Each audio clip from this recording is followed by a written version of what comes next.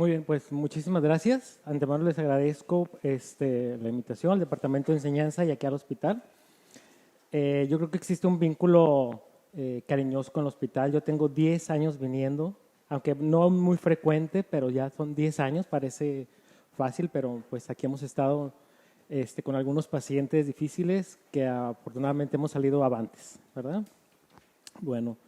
Dentro de estos pacientes, pues una de las patologías que nos preocupan mucho desde la atención y la valoración y los tratamientos son los pacientes graves. Y dentro de estos pacientes, pues los pacientes con traumatismo craneoencefálico, ¿sí? Porque va a depender mucho nuestra valoración y tratamiento inicial en en la repercusión que tenga complicaciones o no, y las condiciones a su alta, ¿sí? Bueno, esto pues es un aprendizaje para todos, tanto para ustedes como para mí. Es una retroalimentación, vamos a irnos a la mano. Si existe alguna duda, la pueden hacer al momento. De antemano les digo que la plática va enfocada a la valoración y tratamiento inicial, más que a los tratamientos avanzados, pero aún así si existe alguna duda, con toda confianza, pues me la pueden saber, ¿sí? Antes que nada, como todas las patologías, el traumatismo craneoencefálico, pues la intención es de que no pase, ¿sí? Pero pues tarde o temprano esto va a pasar.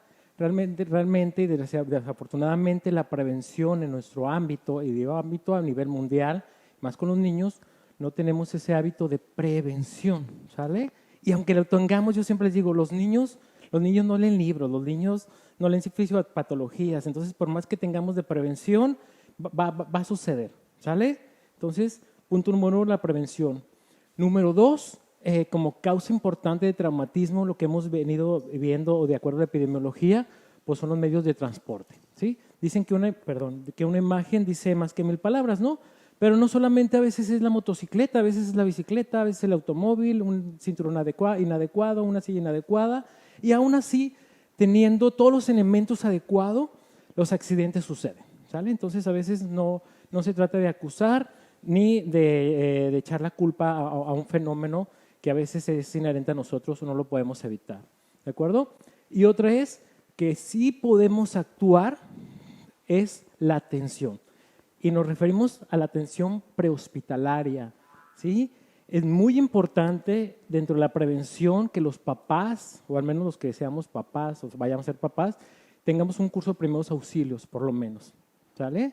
No sabemos, los chiquillos, es como el meme, o sea, ellos buscan siempre estar luchando contra que no pierda la vida el chamaco, porque siempre lo andan buscando. Entonces los accidentes suceden y una manera de prevención es la atención aún en casa, ¿sale? Y aún en el medio prehospitalario, pues la atención brindada desde el lugar donde sucedió el accidente, en la hora de traslado, los tiempos de traslado, las condiciones en que fue trasladado y la manera en que nosotros recibimos a esos pacientes. Muy bien, por lo tanto, nuestras metas terapéuticas del tratamiento de estos pacientes va a ser mantener una presión arterial adecuada, una oxigenación adecuada, prevenir aumentos de la PIC, que es la presión intracraneal, conservar la PPC, que es la presión de perfusión cerebral, ¿sí? Y por ende prevenir la muerte cerebral y la muerte del niño. Vamos a ir familiarizándonos con estos conceptos de PIC y de PPC, presión intracraneal y presión de perfusión cerebral, que son dos conceptos muy importantes en el tratamiento de estos pacientes. Muy bien. Esto es bien importante. En los pacientes pediátricos, la sintomatología inicial tiene poca correlación con la severidad del trauma, ¿sí? Un niño que tiene un golpe y luego depende a veces la capacidad de respuesta que tienen los niños. Hay niños que se caen de 1 metro, no les pasa nada, rebotan. Un pequeño chichón, a veces ni el chichón. Hay otros niños que con medio metro, un resbalón o de su propia altura, traumatismos, hematomas muy graves y mueren, ¿de acuerdo? Entonces, sí es muy importante la necesidad de valoraciones neurológicas continuas. Muchas de las veces los que nos vamos al área de la pediatría recibimos llamadas de los papás, oiga, doctor, es que el niño se cayó de la cama, se cayó de la cuna. ¿Y cómo está? Pues está como si nada. De todas maneras, señora, hay que vigilarlo. si presenta vómito, si está muy somnoliento, si se duerme no despierta, si presenta algún movimiento. Entonces, valoraciones neurológicas continuas, aunque no venga al hospital o que acuda al hospital, ¿de acuerdo? Y también va a depender lo que nos digan los papás de cómo fue el trauma o cómo fue el mecanismo del trauma. Muy bien. Por ende, ya entrando en materia, la definición de acuerdo al CIE-10, que se encuentra en el S01 como traumatismo intracraneal, porque a veces nos cuesta, porque empezamos a buscar traumatismo craneoencefálico o de otras maneras y no encuentra. Así lo pueden encontrar. Esto lo define como una lesión directa de estructuras craneales, encefálicas o meningias por efecto mecánico de un agente externo y puede originar un deterioro funcional del contenido intracraneal, que esto es lo importante. La disfunción del contenido intracraneal, recordando que el cráneo es una estructura cerrada que contiene varios elementos que vamos a ver, entre ellos el cerebro, la sangre arterial y venosa y el líquido cefalorraquídeo. Dentro de la epidemiología, pues es la principal causa de muerte y discapacidad por traumatismos, 280 en 100,000 niños a nivel mundial, con un costo anual de 2.6 billones de dólares. Aquí con nuestros compatriotas que tenemos enfrente, en Estados Unidos, la incidencia es de 230 por cada 100,000, 475,000 casos anuales, que representa uno cada 2 a 3 minutos. Estamos hablando del traumatismo en sus variedades o clasificación leve, moderado o severo, pero así de frecuente es. Es la principal causa de muerte y discapacidad en los niños, de 3,000 a 4,000 muertes anuales, y desgraciadamente la importancia es que de 10 al 15% son traumatismos craneoencefálicos severos que nos van a dejar algún tipo de secuela. En México, pues la verdad que somos muy malos para las estadísticas, pero pues son las lesiones traumáticas el motivo más frecuente de la consulta en servicio de urgencias. Constituye hasta el 25% de ingresos a los hospitales pediátricos solo en la Ciudad de México, y el traumatismo craneoencefálico ocupa el segundo lugar como causa de ingreso. Los mecanismos de lesión, pues los accidentes de vehículo automotor continúan siendo como la causa primaria, lesiones infringidas, abuso y caídas por cualquier mecanismo. Aquí lo importante es recalcar y relevar que afortunadamente solo el 82%, que es la mayoría, se clasifica como un traumatismo craneoencefálico leve, ¿sí? Que algunos no van a requerir hospitalización, otros solamente va a ser la llamada, como les mencionaba en casa, y vigilancia. Pero desafortunadamente, del 5%, que es el severo, más hasta el 20%, pues va a generar discapacidades graves y crónicas y discapacitantes. Las principales que se ha detectado como principales predictores de morbilidad, pues son niños que sean menores de 4 años, la hipotensión al ser recibidos al ingreso. Esto nos habla de que ya los mecanismos de compensación que tenía el niño pues ya están agotados.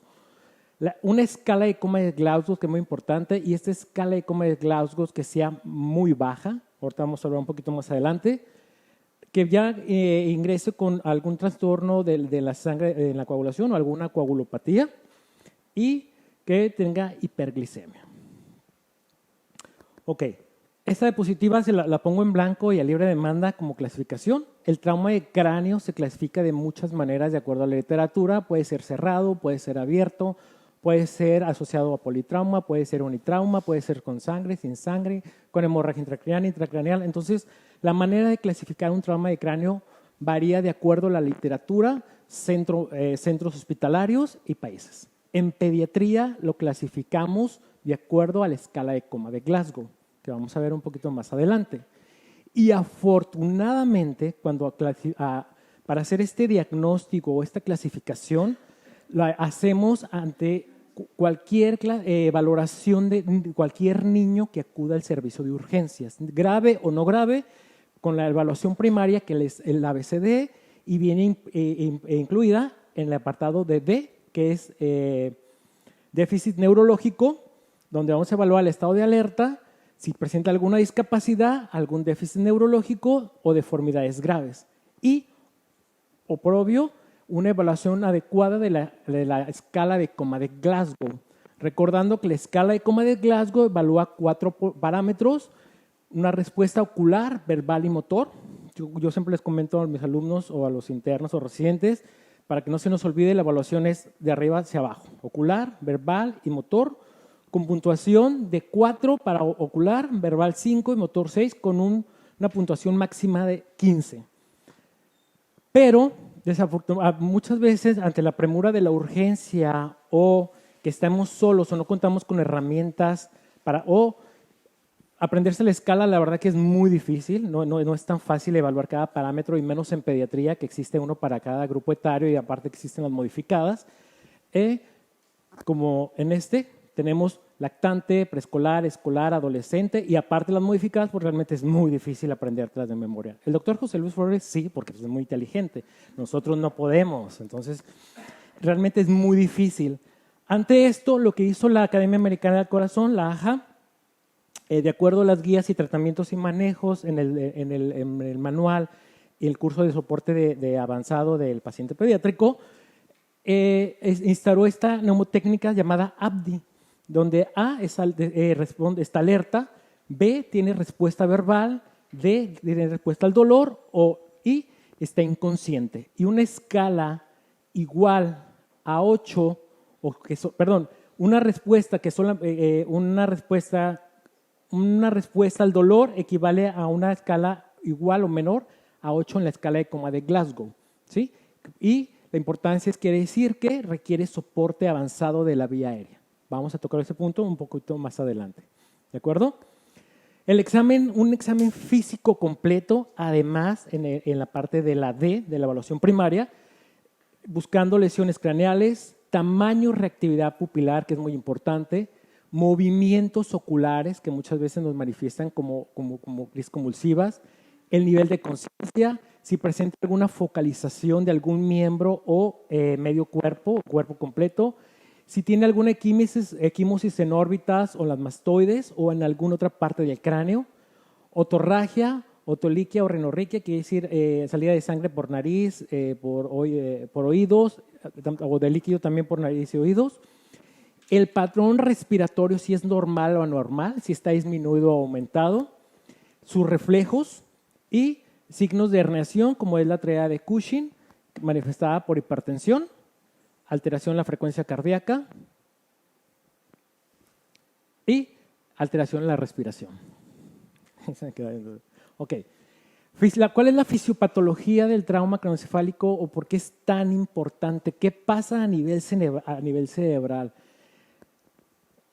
Cuando el cerebro sufre una lesión, ¿sí? O está expuesto a una lesión, al fin de cuentas, de toda la cascada de la cascada que suceda, es el incremento de la presión intracraneal lo que nos va a preocupar, ¿sí? Fisiopatológicamente puede haber diferentes tipos de edema, ¿sí?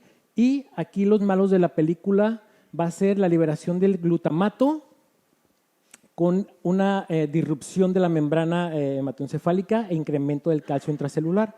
Todo esto pues, va a ocasionar isquemia. A fin de cuentas, todo se va a manifestar por necrosis y apoptosis, que es la muerte celular, ¿de acuerdo? Todo nos va a llevar, a fin de cuentas, al incremento de la presión intracraneal, que es lo que la intención es prevenir que suceda, ¿sí?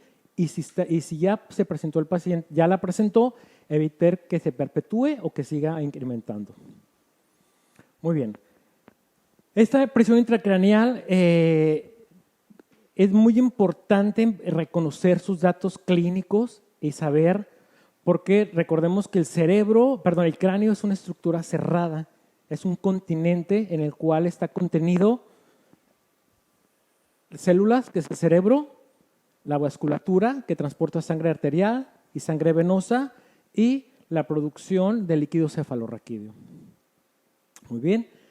En un cerebro normal, aproximadamente, y de acuerdo a la teoría de Monroe-Kelly, en el 100% del contenido dentro del cráneo, el 80% lo ocupa el parénquima, 10% la sangre y 10% el líquido cefalorraquídeo. Habrá literaturas, de acuerdo a edad, que a veces marcan 75 o 70, 15, 15, pero a fin de cuentas esa es la proporción, ¿de acuerdo? En un tejido normal, en un cráneo normal, con una presión arterial normal, que ahorita más adelante vamos a hablar un poco de ella, el 80%, perdón, en una presión normal, pues los espacios se conservan. Cuando hay alguna masa, como una hemorragia aguda, algún hematoma, un tumor, otra cosa que empieza a ocupar, en las fases iniciales, normalmente cuando la presión empieza a incrementar, como el tejido no tiene hacia dónde expandir, lo que tiene que modificarse es el líquido cefalorraquídeo o la sangre de los vasos, de la manera que compensa. Entonces, la teoría de Monron-Kelly nos dice que si alguno de los elementos, alguno de los componentes crece, alguno tiene que disminuir para compensarse.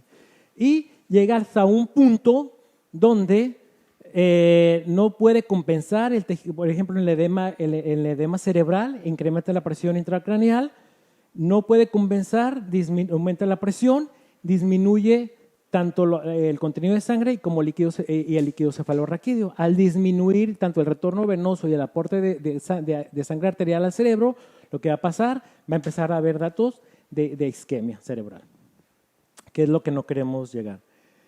Aquí he amplificado un poquito más. Aquí es un mecanismo de compensación normal donde está la sangre, la arteria, el cerebro y el líquido cefalorraquídeo. Cuando se presenta algo anormal como una masa, lo que empiezan a hacer es a disminuir el retorno venoso, a disminuir el aflujo de sangre arterial y el líquido cefalorraquídeo para tratar de compensar hasta llegar a un punto donde esta sangre y este líquido cefalorraquídeo pues son con muy poco aporte o muy poca producción, tratando de proteger el cerebro, hasta tal punto de que no lo logran y pues comienza a haber la isquemia y la hipoxia y muerte cerebral. Muy bien.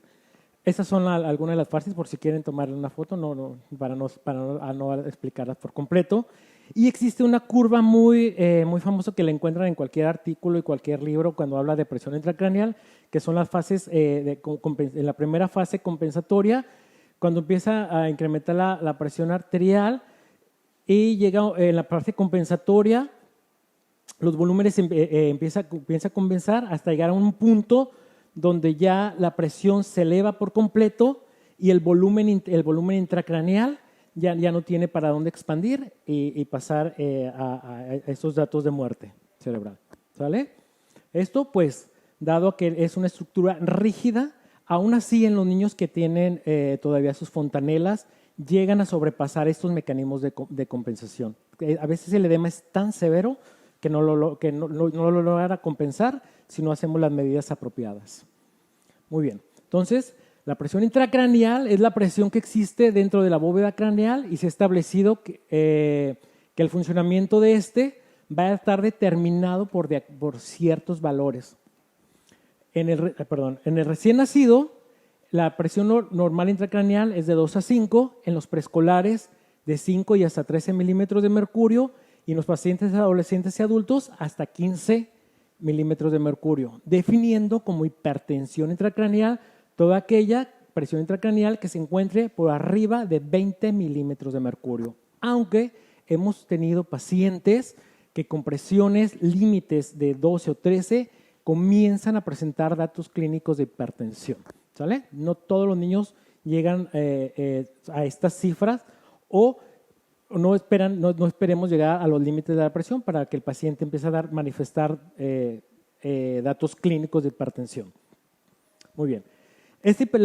Lo grave de la hipertensión es que comienza a haber edema y dentro del edema tenemos de varios tipos, de 4 tipos, los cuales no vamos a ahondar en ellos. Lo que sí debemos saber que en el trauma craneoencefálico y más los que están comprometidos en hemorragias, se presentan los 4 tipos, ¿de acuerdo?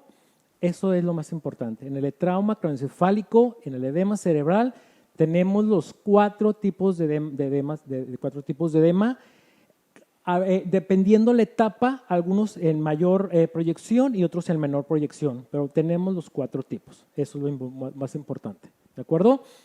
¿Y esto por qué cobra relevancia? Pues porque el cerebro es un órgano de alta tasa metabólica. Consume el 20% del oxígeno total producido en todo el cuerpo. De este, el 60% es usada para la formación de energía y de 3 a 5 mililitros de oxígeno por cada 100 gramos de tejido por minuto. Entonces, de por sí el niño tiene alta demanda metabólica para su cuerpo, el cerebro es el que la ocupa en su mayoría, ¿sí? Y el consumo de 10 veces mayor de glucosa, de 5 miligramos por cada 100 gramos por minuto, en un metabolismo aerobio, quiere decir en un niño completamente sano. Entonces, hablemos de un niño con un traumatismo craneoencefálico que tiene una tasa metabólica por estrés, se puede hasta duplicar o triplicar. Ok. Dentro del manejo inicial, que es algo muy importante, esto va de acuerdo en base a guías. Y hay guías establecidas de acuerdo a cada centro hospitalario y cada país. Para nosotros en el pediatría nos regimos el manejo inicial por las guías del PALS. ¿De acuerdo? Es importante identificar desde el inicio signos de hibernación y el soporte ventilatorio y circulatorio inmediato por la causa que les acabo de mencionar de la demanda metabólica, tanto de oxígeno como de glucosa. Entonces, el tiempo pues se va volando, ¿no? ¿Qué es bien importante cuando recibimos a un paciente en un centro hospitalario? Número 1, que el equipo clínico y el equipo quirúrgico estemos en constante comunicación. Aquí el problema que tenemos es que luego nos ganan los egos. Oye, pero no es quirúrgico. Lo sé, doctor, pero necesito que vengas a valorarlo porque el paciente inicia con datos de hipertensión intracraneal. Está anisocórico o no mejora la anisocoria o incrementa amidriasis. ¿Sabes qué? Está más bradicárdico, está más hipertenso. Entonces, la comunicación entre un equipo quirúrgico y no quirúrgico es vital, ¿de acuerdo? Y debe de trabajar a la mano y a la par porque se puede convertir en un quirúrgico en cualquier momento, ¿de acuerdo? ¿Qué razón sería? Pues una canectomía descompresiva, o si ya tiene una canectomía descompresiva, pues que es unilateral, pues que puede convertirse en bilateral o puede empezar a sangrar. Entonces, básica esta comunicación. Además, pues contar con un equipo multidisciplinario, no solamente de médicos, sino de enfermeras, rehabilitadores y trabajadores sociales. ¿Sí? Entonces, debemos de estar preparados. Tengamos o no seamos un centro de trauma, si contamos con un área de urgencias, además ya ahorita aquí, al ser hospital, pues puede ser un accidente cerca y debemos de estar preparados para recibir este tipo de pacientes, ¿de acuerdo? Y pues no solamente el equipo clínico, sino también el equipo administrativo. Recordamos que los pacientes, el tratar a un paciente grave es muy caro. El costo en México es aproximadamente de 3,000 y 5,000 a veces 10,000 dólares día, contra una diferencia abismal en Estados Unidos que de 15,000 a 50,000 pesos día de manejo de pacientes. Entonces, sí hemos de estar enterados. ¿Sí? Tratar a un paciente con trauma craneoencefálico severo es muy caro, que es la otra parte de la medicina. Muy bien. Y ahora con el advenimiento de tantas enfermedades, que si los virus, que si no virus, que si sanos, que si no sanos, la particularidad es que la mayoría de nuestros niños son sanos, ¿sí? La mayoría. Pero pues ahora lo que hemos venido viendo en estos últimos años, del año pasado a la fecha, es que la mayoría de los niños ya traen alguna enfermedad respiratoria. ¿Por qué? Pues por el aislamiento. Entonces se estamos manifestando y hemos viendo cosas que nos estábamos viendo o empezamos a ver cosas nuevas. Entonces lo importante es el aislamiento de sustancias, primero protección y enseguida el tratamiento del niño. Dentro de la evaluación inicial del niño con trauma craneoencefálico, punto número 1 es que no nos abrume. El manejar a un niño todavía nos sigue generando mucho estrés y mucha angustia, y más a un niño politraumatizado o un niño con traumatismo craneoencefálico. Entonces, como punto número 1 es que no nos abrumemos, ¿sí? Hay que tratarlo como cualquier otra enfermedad y evitar estar abrumados o estar angustiados. A veces resulta peor nos angustiamos, estamos llorando junto con la mamá y tratando de solucionar. Realmente es enfocarnos 100% al tratamiento. Y dentro del manejo inicial, como todo paciente, debemos de aplicar o hacer la evaluación inicial con nuestro triángulo de evaluación pediátrica, ¿de acuerdo? Esta evaluación no debe durar de menos de 30 segundos, así es lo que ha traído la mamá, haya llegado por su pie, ha venido el paramédico o ha sido un traslado. Siempre hay que verificar todo paciente su apariencia, su respiración y su circulación. Dentro de su apariencia, pues ver si está agitado, somnoliento, si está en coma, si está intubado, si viene, ¿sí? En la respiración, si respira rápido, muy lento o no respira, y la circulación, pues del color que tenga, si viene pálido, somnoliento, marmóreo, acrocianótico, etc. Y enseguida si nosotros detectamos que hay un parámetro que pone en riesgo la vida del paciente, pues debemos de actuar inmediatamente, ¿vale? Y entonces, si ya hemos estabilizado el paciente o no podremos avanzar a hacer una evaluación primaria. Esto es para hacer un enfoque muy sistemático y evitar que se nos vayan otros datos. Y esta evaluación primaria nos habla del ABCDE y solamente cambiaremos este enfoque a CBA si el paciente no respira, no responde y no tiene pulso, ¿de acuerdo? Mientras, entonces sí le haremos su ABC, la A, la vía aérea, la B, la respiración, la C, la circulación, la D, el déficit neurológico y la E, la exposición. Y dentro de la A del trauma craneoencefálico pediátrico, pues es la protección de la vía aérea y protección de la columna cervical. Muchas de las veces cuando nos referimos a protección de la vía aérea, no siempre hablamos de intubar. Muchas de las veces es solamente proporcionar o dar una buena posición, aspirar, colocar un dispositivo para mantener la vía aérea permeable, ¿sí? Colocarle oxígeno de alto o bajo flujo, ¿sí? Y evitar pues, malas posiciones para que el oxígeno pueda fluir adecuadamente. Y protección de la columna cervical. Eso es muy, muy importante en la A del trauma craneoencefálico pediátrico. Muy bien. Dentro de la B, pues vamos a evaluar la frecuencia, la calidad, si te presenta algún dato de dificultad respiratoria, como la bradipnea, que es muy importante, y descartar que no sea por hipertensión intracraneal. Auscultación, administración de oxígeno alto flujo de preferencia. Todo paciente con trauma craneoencefálico severo se considera un paciente grave y hay que proponerle oxígeno a alto flujo, ¿sí? Y el patrón, si presenta algún patrón restrictivo o por dolor. ¿Por qué restrictivo? ¿Por qué? Porque muchos de los traumas craneoencefálicos también severos vienen asociados a otro trauma. Y la particularidad es que la mayoría de ellos, hasta más del 50%, asociado a traumas de tórax.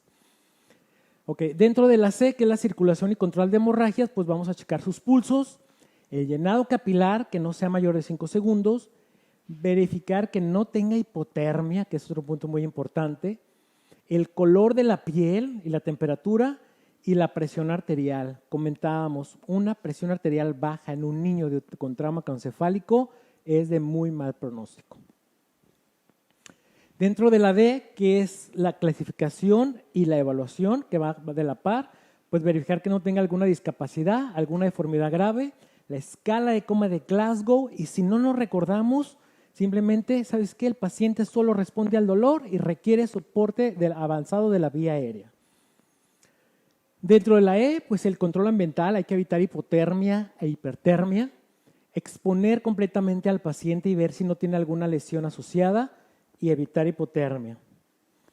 Y algunos me dirán, doctor, pero hemos escuchado o hemos visto que el trauma craneoencefálico o el edema cerebral se trata con hipotermia. Sí, una hipotermia controlada. Las guías desde el 2015 para trauma craneoencefálico en pediátrico refieren hipotermia moderada, de leve a moderada de 30 hasta 34 grados, monitorizada 2 días, seguida de 3 días de normotermia o normotermia continua desde el principio. Entonces, no está contraindicada, no ha demostrado ningún beneficio una hipotermia no controlada en el paciente pediátrico. Y a la par, junto a la evaluación primaria, podemos ir haciendo la evaluación secundaria o posterior a, si no contamos con la ayuda, que es una historia clínica rápida, concisa, con la mnemotécnica sample, donde la S es de signos y síntomas. ¿Por qué traen al paciente? ¿Qué pasó? Se cayó, le duele la cabeza, vomitó, lo veo somnoliento, no responde, convulsionó, etc. Alergias, si el paciente es alérgico a alguna comida, algún medicamento o algún material. La M de medicamentos es bien importante en estos pacientes. Si el paciente toma medicamentos, si tomó medicamentos, si alguien de su casa, abuelita o cuidadores toma algún medicamento de importancia. Nos hemos encontrado niños con traumas encefálicos, pero secundario a intoxicación, que se intoxicó o tomó algún medicamento sedante y de posterior presentó el trauma. Entonces es muy importante hacer énfasis y indagar si alguien más toma medicamentos. Y más si ese trauma no fue presenciado. Previa historia clínica, saber si es un niño sano o toma algún medicamento, o tiene alguna deformidad, o tiene algún movimiento. La última comida, ¿qué comió? ¿Quién se la dio? ¿Y dónde se la dieron? Y el evento, tratar de saber qué fue lo que le pasó, si se cayó, si lo golpearon, y eso también, de saber cuál fue el mecanismo del trauma. Muy bien. Entonces, en los niños a veces es muy difícil saber este mecanismo, por eso es tan importante hacer énfasis también en saber qué tipo cómo fue el trauma y ver si tiene algún estigma en su cabeza. Dentro de la misma evaluación clínica, pues hay que tomar todos los exámenes y estudios de gabinete pertinentes, el soporte de la vía aérea inicial, la reanimación hídrica, agentes vasoactivos si la requiere desde el principio y algunos otros tratamientos complementarios. Y lo ideal, pues que no todos nuestros pacientes al llegar al servicio de urgencias o cuando son recogidos en casa o en la calle, pues tengan una monitorización completa desde la frecuencia cardíaca hasta el captor eliminadores de CO2, pero lo que sí podemos hacer, y si no tenemos esta monitorización, pues son los signos vitales completos. Tener peso, talla, frecuencia cardíaca, respiratoria, presión arterial, temperatura, estar midiendo la escala de coma de Glasgow y el diámetro pupilar cada hora al menos, y un gasto urinario que nos va a guiar tanto en el manejo hemodinámico del paciente y en el manejo de líquidos. Muy bien. Haciendo mucho énfasis en la protección y aporte de oxígeno y ventilación de estos pacientes, porque ya lo dijimos, su alta metabólica y demanda es muy alta. Pues el monitoreo hemodinámico invasivo, si se puede, un soporte mecánico temprano, si el Glasgow es muy bajo o menor de 8, o ha sido de entre 14, llegó con Glasgow de 14, pero ha descendido en menos de 2 o 3 puntos en la última hora. Hay que soportar también la vía aérea. Compensación de la acidosis metabólica, mediante líquidos o la intubación temprana. Evitar que llegue al paciente a una falla respiratoria secundaria por edema cerebral, que secundaria también al estado mental, y pues lo que no queremos llegar hasta a un paro cardiorrespiratorio e iniciar medidas de resucitación cardiopulmonar que van a hacer un efecto deleterio que ya de por sí el trauma ya era grave, pues se va sumando, ¿sale? Esto pues para llevarlo más pronto a un tratamiento temprano si es que lo requiriera, ¿ok? Por lo tanto, nuestro objetivo va a ser mantener o restaurar la vía respiratoria, la oxigenación y la ventilación, mantener o restaurar la circulación definida como la perfusión normal y la presión arterial mediante líquidos, mediante presoros o ambos. Y mantener y restaurar el umbral de la frecuencia cardíaca. Yo siempre les comento, quien me he conocido trabajar con niños, si un niño está taquicárdico es por algo. No es normal. Un niño taquicárdico no es normal. Y siempre debemos de buscar la causa. Y si ya la detectamos, tratar de mitigarla o tratarla, que a veces no se puede, pero sí sabemos cuál es la causa. Muy bien. ¿Esto para qué? Pues para que a nivel celular esos eritrocitos puedan llevarle a la neurona pues tanto el oxígeno, la glucosa y los desechos puedan ser eliminados lo más pronto posible, para que la recuperación del niño pues sea lo más pronto posible. Les mencionaba del mecanismo del trauma. Para los neurocirujanos es muy importante saber cuál fue el mecanismo, ¿sí? Porque aunque tengan una tomografía, ellos ya van evaluando o saben qué esperar, tanto si requiere quirúrgico y cuál va a ser la evolución de. Y pues tenemos fuerzas dinámicas, ¿sí? Fuerzas estáticas y fuerzas dinámicas, tanto de penetración, por rotación o por deslizamiento. y pues pueden generar cualquier tipo de lesiones, tanto difusas como locales. Las lesiones primarias en un paciente pediátrico pueden ir desde una laceración del cuero cabelludo, fracturas de cráneo, contusiones cerebrales, lesión axonal difusa y hemorragias intracraneales, que eso es inherente a nosotros. Eso no lo podemos evitar, fue lo que le sucedió al niño. Lo que sí nos compete intervenir y evitar y que no se perpetúe, pues, o que desarrolle edema cerebral, isquemia cerebral, hidrocefalia, embolismos e infecciones. Eso es lo que pasa cuando el tratamiento no es adecuado de un niño, ¿sí? O no es oportuno. Muy bien. Ahora sí, mencionaba la clasificación de la escala de Glasgow para que no se nos olvide y vamos a hablar un poquito del trauma craneoencefálico severo, que es un trauma menor de 8 o que el Glasgow empiece a disminuir más de 3 puntos desde su llegada. Recordar y saber que también existen escalas de trauma en general, que va incluido el trauma craneoencefálico desde leve, moderado y severo también, y eso pues lo establece cada centro hospitalario. Y dentro de la fisiopatología, pues evitar que la lesión primaria progrese a una lesión secundaria que va a activar toda una cascada bioquímica, celular, metabólica y va a causar hipoxia y que nos va a llevar a la disminución del flujo cerebral y termine en edema cerebral. Muy bien. ¿Cuáles son los datos de edema cerebral inicial? En niños con trauma craneoencefálico de leve a moderado, puede progresar a un trauma craneoencefálico severo. Luego dice, llegó bien leve o moderado, pero ya está intubado. Ok, entonces fue inicial, no tuvo la vigilancia adecuada, no le dimos el tratamiento adecuado, se nos fue por ahí la vía aérea, nos confiamos y progresan. Los datos clínicos generales no son exclusivos de que, ¿sabes qué es que tiene cefalea? No, pues tiene edema cerebral, ¿no? Pues pudo haber sido el trancazo, ¿no? O la pequeña hemorragia que le esté irritando. Entonces, pero sí hay que ir aunando un dato con otro dato.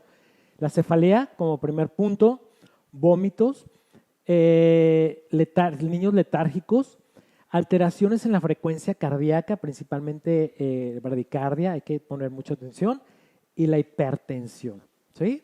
Que a veces es muy difícil en la toma de la presión arterial en niños porque luego no hay manguitos adecuados, se mueven mucho o no captan bien. ¿Sabes? Entonces, hay que unirlos, por ejemplo, ya datos tardías, como convulsiones, cambios pupilares, eso sí es muy, muy importante estar al tanto.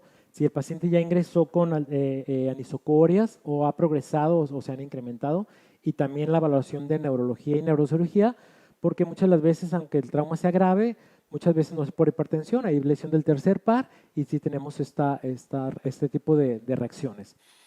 Y entonces tenemos que buscar e indagar datos de papiledema, incontinencia, respuestas plantares patológicas y pues paro respiratorio, que es lo que queremos evitar. Y también datos que nos pueden sospechar que el niño puede desarrollar un edema en cualquier momento, pues fracturas de la base de cráneo con signos claros como el signo de mapache, que es el periorbitario, y el signo de bate, que es de piso medio. Muy bien. Y pues ya presentaciones muy tardías, ¿sí? Como son posiciones de corticación y la posición de cerebración, que nos hablan de daño ya prácticamente a nivel de tallo inferior, superior y pues ya progresión hacia el MC. Esta diapositiva me gusta ponerla completa. Sí son muchas letras, sí son muchos renglones, pero no me gusta quitar ninguno porque dicen, entonces doctor, aquí le vamos a tomar una tomografía. Y luego tú agarras el Harris Lane y te da unos parámetros. Luego agarras la guía de trauma de cráneo de Cochrane, la última, y luego te da otras. Y luego, entonces, son muchos. Estos están extraídas del Critical Care y vienen en el último artículo que se publicó en el 2019-20 de Cochrane. Literalmente, pérdida de la conciencia con duración de más de 5 minutos presenciada.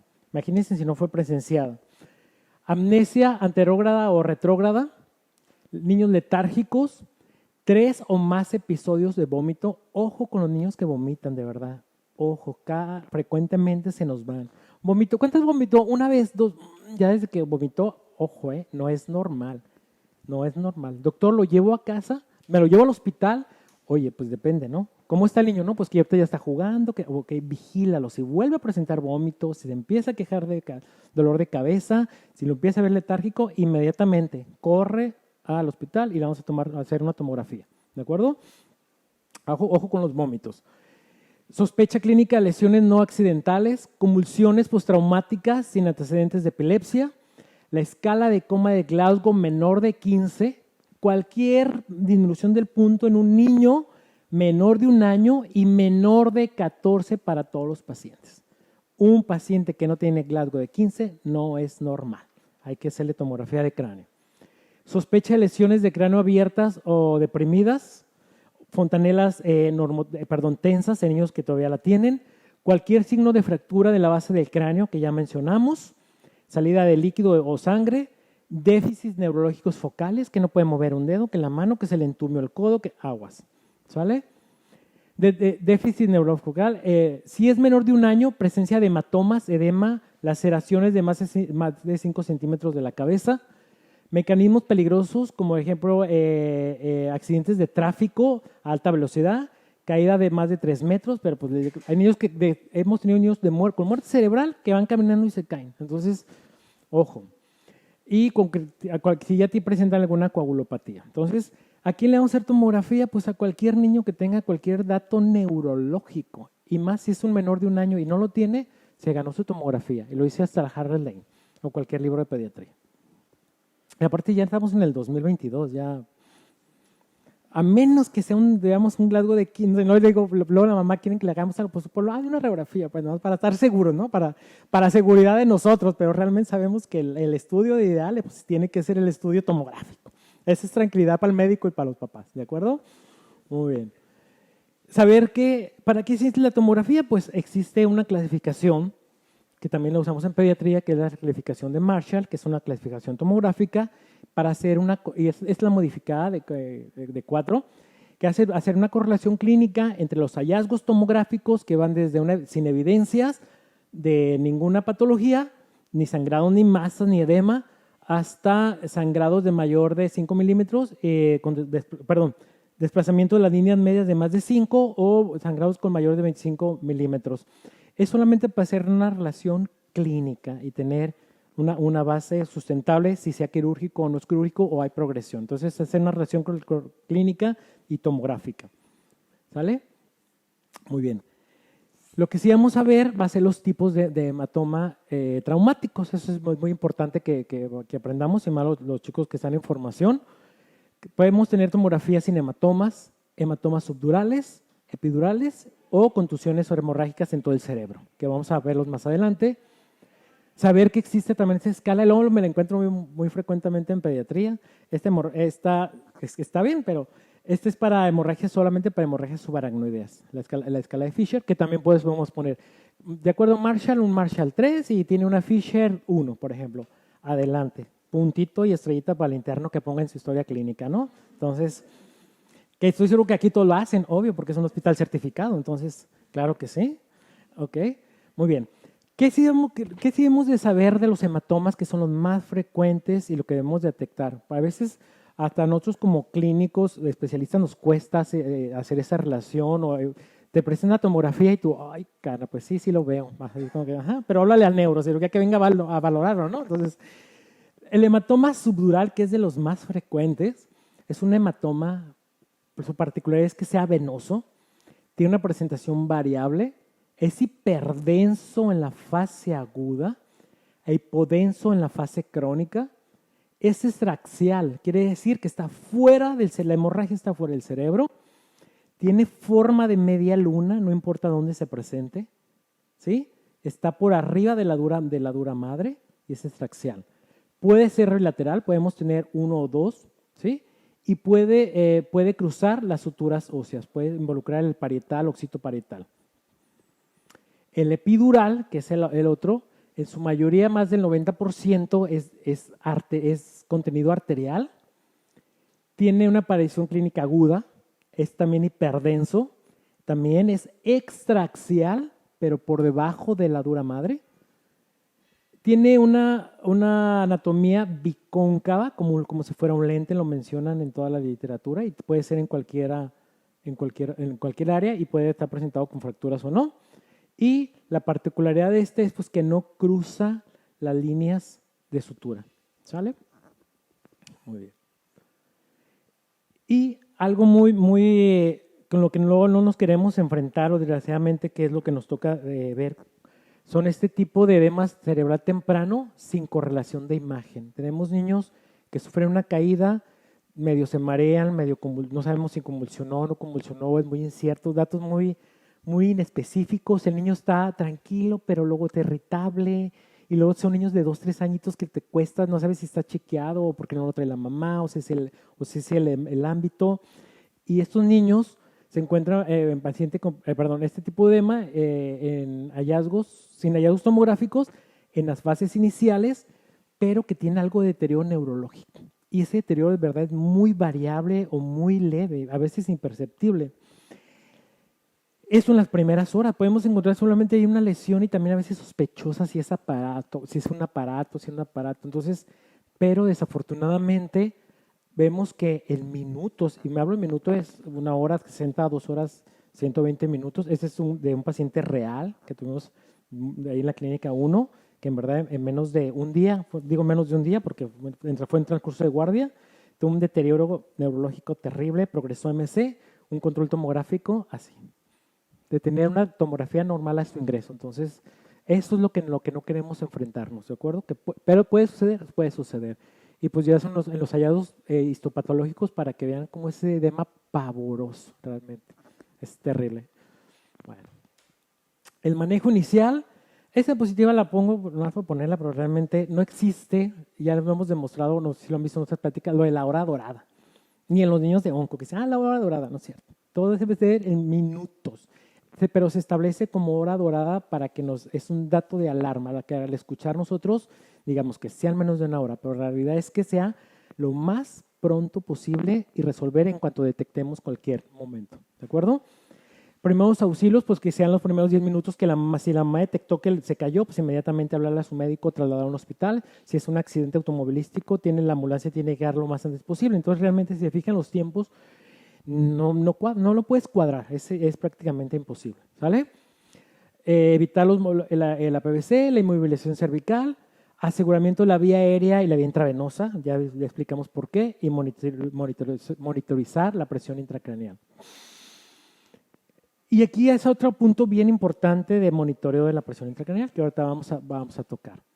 Entonces, dentro de las medidas generales, pues igual la intubación, cuidados cervicales, mantener presiones de CO2 entre 35 y 45, presión de oxígeno normal, todo. Yo lo que digo, ¿cuáles son nuestras metas? Una gasometría normal, porque eso era un niño normal que tuvo un accidente.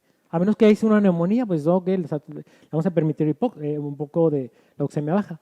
Pero si era un niño normal, tiene que tener una PO2 normal con una CO2 normal. Punto, no nos estresemos. Con un pH lo más cercano a lo normal. Porque recordemos que estos niños, como tenían mucha demanda metabólica, empiezan a consumir y a veces, por más que seamos muy dogmáticos en el tratamiento, persisten con unas acidosis metabólicas iniciales normales y más si tiene elevación de lactato. Pero hay que tenerlo lo más normal posible. Lo que sí, imperdonable, que tengamos a los niños hipotensos. Un niño debe tener una presión normal, una presión dentro de los rangos normales. Lo ideal entre la percentila 75 y percentila 90. Todo niño humano mayor de 1 año,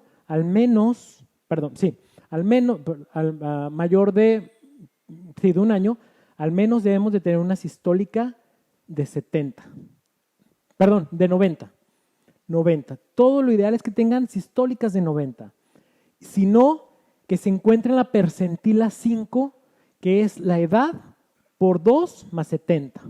Al menos debe tener esa presión sistólica. Edad por 2 más 70, que es la percentila 5. Lo ideal es que lo tengamos con 90 de sistólica. No más, no menos. Lo más cercano a su normalidad. ¿Sale? Y evitar la hipotermia, ya comentamos por qué. ¿Cómo vamos a lograr esta presión arterial? Pues con el uso de volumen, con el uso de vasopresores o ambos. Muy bien. las medidas de primera línea, yo luego no se estresen eso déjenselo al intensivista, que si la primera línea, si la segunda línea, no nos estresemos. Pero lo que nosotros buscamos como clínicos, llámese enfermeros, llámese nutricionista, llámese su especialista, es favorecer un adecuado retorno venoso. Posición a 30 grados, ventilación que esté en los parámetros más normales, que esté bien sedado, disminuir el consumo metabólico cerebral por medio de analgesia y sedación y normotermia y mejorar la oxigenación cerebral. ¿De acuerdo? ¿Cómo lo vamos a conseguir? Pues con lo que tengamos a nuestras manos. Y esto va unado al monitoreo neuroquirúrgico. Yo les hago una pregunta. ¿Ustedes han visto algún paciente con presión intracraneal en ese hospital? Yo sí, uno, el doctor Marco, ¿sí? Afortunadamente en el medio privado sí monitorizamos nuestros pacientes. Desafortunadamente en las instituciones no monitorizamos a nuestros pacientes. Nos tenemos que ir con la clínica. Entonces, dices, oye, ¿lo tienes con midazolam, fentanil? Sí, no tengo con qué monitorizarlo. Lo único clínico que tengo yo para mí y para ofrecerle a mi paciente son mis signos vitales, su frecuencia cardíaca, su respiración, mantenerlo todo normal, ¿sí? Y si tiene algún cambio pupilar. Es todo lo que yo cuento para monitorizarlo, que es muy válido y 100% efectivo, ¿sí? Lo ideal es que, como dice la guía, todo paciente con trauma cranoencefálico severo, todo sin excepción, se debe instalar un catéter de presión intracraneal. Todos, sea quirúrgico o no sea quirúrgico, ¿sí? Con las justificaciones que ya comentamos. Muy bien. Mucho énfasis en la intubación y soporte ventilatorio, ya dijimos por qué. Muy bien. La temperatura, eso es, para nosotros es pecado mortal que nuestros pacientes con trauma craneoencefálico tenga fiebre. ¿Por qué? Por cada grado centígrado que aumenta 10% el metabolismo cerebral, que ya de por sí el trauma se lo duplicó a lo que tenía, que es una demanda metabólica altísima. Entonces, imagínense todavía subirle más consumo metabólico, más trabajo, más edema, más hipoxia, más isquemia y más muerte cerebral. Ojo. Y igualmente la hipotermia, siempre y cuando sea controlada y esté entre 33 y 34 grados por 2 días, totalmente válida. Pero por cada grado de centígrado disminuye 5%. ¿Sí? Y también la justificación de quién la usa. Te la tengo duplicada, la bajo, adelante, pero yo sé cuánto, por cuánto tiempo. ¿Sí?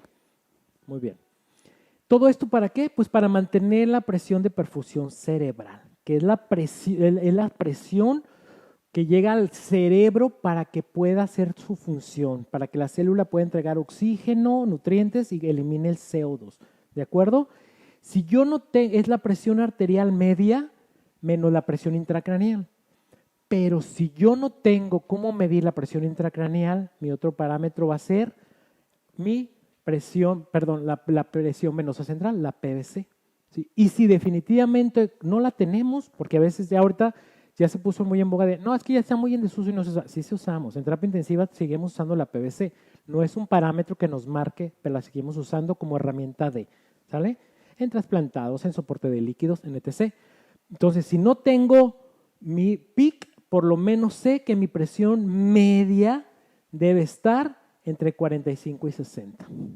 ¿Sale? Entonces, quiere decir que para poder tener una presión media, si yo te pregunto, oye, ¿cómo sabes que la media está normal?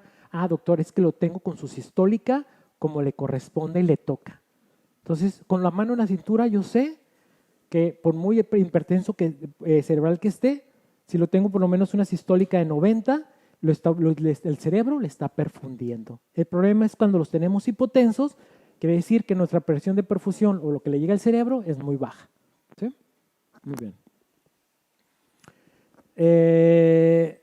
Maneras de monitorizarla, pues monitorizar la presión intracraneal, pues hay muchos parámetros, desde estarle tomando tomografías frecuentemente, los Doppler y los catéteres de presión intracraneal, que son la manera ideal. Mientras, pues mantenerlos bien sedados y pues tomografía de control si lo requiere. Muy bien. Esos son los tipos de monitoreo invasivo. El ideal para los chicos que están en formación y que siempre son preguntas de muchos exámenes. El intraventricular es la manera, el gold estándar, que curiosamente es el que menos que se administra, y el subaracnoideo, que prácticamente está en desuso. El intraventricular es el gold estándar porque si el niño llega a presentar datos de hipertensión aguda o herniación, podemos liberar la presión extrayendo líquido. Por eso es el gold estándar. Bueno, aquí otro ejemplo, nada más. Si quieren tomarle foto, bueno, la presentación aquí les queda, da la explicación de cada uno de ellos. Neuroimagen, muy importante. El ataque de cráneo sigue siendo el estudio de preferencia que muestra signos de efecto masas en el cerebro y nos va a ayudar a evaluar las lesiones y prioridad si es quirúrgico o no es quirúrgico o si hay cambios que requieran cirugía, ¿de acuerdo? Y el uso de TAC también es, tómale una TAC. No, realmente no está controversial y solo debe considerarse si hay evidencia de mejoría neurológica o si no la hay en 24 horas. Persistencia o incremento de la presión intracraneal o imposibilidad para valorar el estado neurológico. Y entonces, sí, cada centro o cada grupo deberá establecer cada cuándo se la va a realizar una tomografía. Al menos en el grupo con el cual trabajamos nosotros la realizamos cada 72 horas porque el metabolismo se va gastando aproximadamente entre 48 y 72 horas, que es donde tiene el pico máximo de inflamación y luego baja. Entonces, si no tenemos para monitorizar y no ha habido cambios hemodinámicos ni cambios neurológicos en 72 horas, o sea, si hubo esa mejoría clínica o no hubo deterioro, esperamos 72 horas para hacerle el estudio tomográfico, ¿sí? Para no estar moviendo al paciente y que no generarle más estrés. Pero depende de cada centro hospitalario y de la experiencia de cada quien. La ventilación mecánica, ya dijimos, óptima para un paciente con patología pulmonar normal y evitando que la presión de la PEP no sea mayor de 8, porque nos va a haber un incremento de la presión intratorácica y va a comprometer el retorno venoso. De igual manera, mantener la presión arterial, ya dijimos, sistólica por arriba de 90. Los hematócritos, transfusiones solamente si el paciente lo requiere. Este es un punto muy importante. A diferencia de los pacientes con compromiso ventilatorio, los pacientes con trauma craneoencefálico, no los transfundimos si no tiene descompensación. Si está entre 8 y 10, preferimos dejarlo así, ¿sí? Porque si nosotros transfundimos, hay más hemoconcentración de la sangre, más dificultad para el eritrocito pasar entre los capilares. Entonces, eso está muy demostrado, te da mucho más problema y te da más problemas de isquemia. Entonces, si no hay compromiso hemodinámico, permitirle hasta una hemoglobina de 7, ¿sí? Siempre y cuando no hay descompensación hemodinámica. Ok, las metas ya mencionamos, una presión arterial media de 60 con sistólicas entre 90 y 100. Evitar coagulopatías, a diferencia de los traumas de adulto, donde ellos están haciendo muchos estudios y se ha demostrado, ellos están empezando a reanimar con hemoderivados y con muy buenos resultados. No así en pediatría. En pediatría se ha demostrado que al contrario el daño se ha perpetuado al usar plasmas o hemoconcentrados. No usamos hemoconcentrados para reanimar niños politraumatizados y menos en trauma craneoencefálico.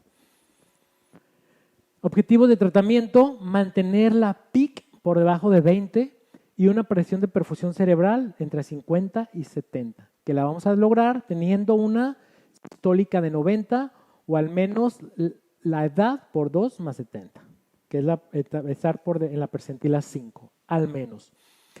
Profilaxis para las convulsiones, sí está demostrado, es una nivel 2A de evidencia y usamos la fenitoína 5 miligramos kilo día, dividida en 2 dosis por 5 días, iniciamos las primeras 24 horas del trauma, y el levetiracetam ha demostrado una igual de eficaz a la fenitoína, sin todos los efectos secundarios que tiene la fenitoína, y con dosis de 60 miligramos kilo día.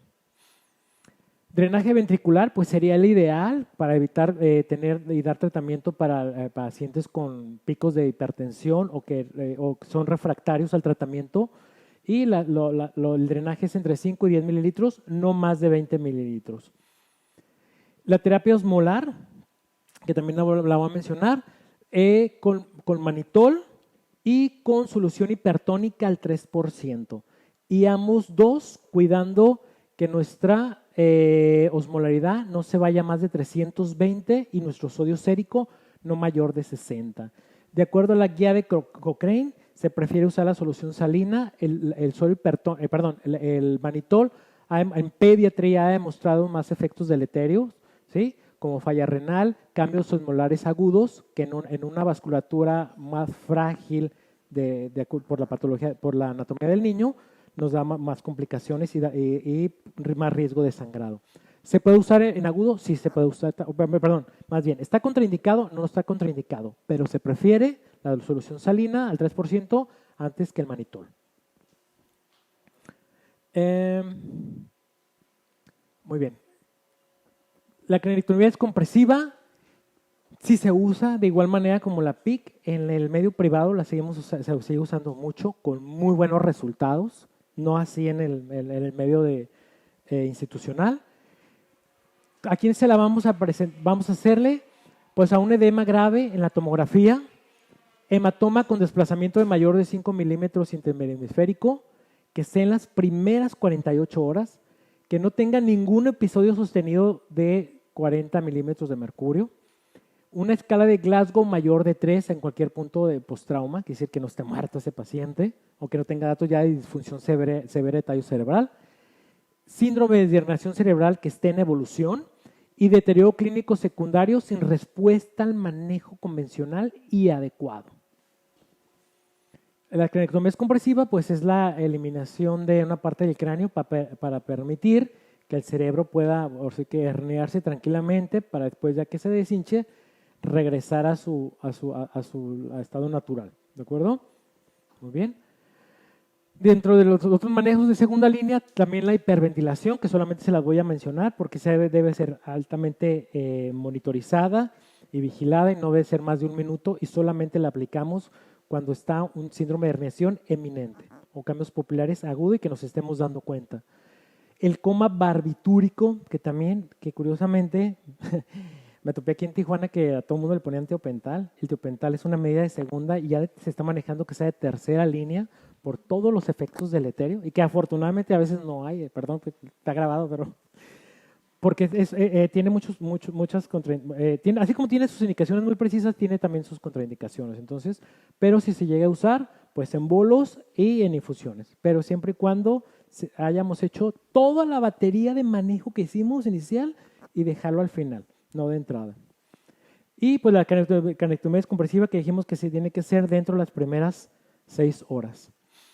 La utilidad de gabinete, pues como todo niño, si es un trauma de cráneo moderado y que progresa severo, pues hay que descartar cualquier trauma, parece chiste, pero luego los niños nos salen con cada sorpresa, entonces a veces hay una niñografía, ¿no? Porque, sí, pero pues lo ideal es mínimo la radiografía de trauma de tórax, abdomen y pelvis, donde podemos visualizar, ¿no? Y ponle las manitas para que salgan, así. La TAC de cráneo, que no la podemos omitir, la resonancia magnética la dejamos reservada solo si no pudiéramos tener acceso a la tomografía simple y nomás tenemos disposición de esta. Las vías de herniación, pues también solamente mencionarlas o para que las visualicen. Esto es secundario pues, al edema que puede ser tanto local, puede ser interhemisférico o de cualquier nivel. Muy bien. Todo esto y lo pueden encontrar en este artículo que fue un boom, de verdad, hasta en Google. Tú abrías Google y todo el mundo lo publicaba y todo lo ponía, que salió en el Cochrane en el 2019. Y realmente esta guía no se ha modificado desde 1976. Si ustedes tienen la del 76 a la de ahorita, no ha modificado. Lo único que va emitiendo recomendaciones. O te va diciendo que se ha visto que mejora, que no se ha visto que mejora. Por realmente la guía de tratamiento de trauma craneoencefálico desde 1976 sigue siendo la misma, ¿sí? Entonces, siempre son recomendaciones solamente. Lo mismo de la guía, la pueden buscar, de verdad la buscan en Cochrane, trauma craneoencefálico y les da todo. Y fue un boom, de verdad, todo el mundo lo empezó a publicar, bien chistoso. Muy bien. Y pues, ante cualquier duda, pues, Interconsulta Terapia Intensiva Pediátrica. A sus órdenes. Bueno, ¿Dudas, preguntas, comentarios? Mi plática, la verdad, que va muy enfocada, decía, al soporte vital básico. De verdad, si ustedes, más bien, si nosotros hacemos los pasos iniciales en la valoración y reanimación de un paciente con nuestro ABCDE, créanme lo que tenemos el 99% del tratamiento de estos pacientes, de verdad. De lo tenemos casi, dado lo demás, déjenselo al pediatra, al especialista. Si hacemos nuestro ABCDE, de verdad, nuestro paciente se salva porque se salva. O su desenlace va a ser muy favorable. ¿Vale? Muy bien.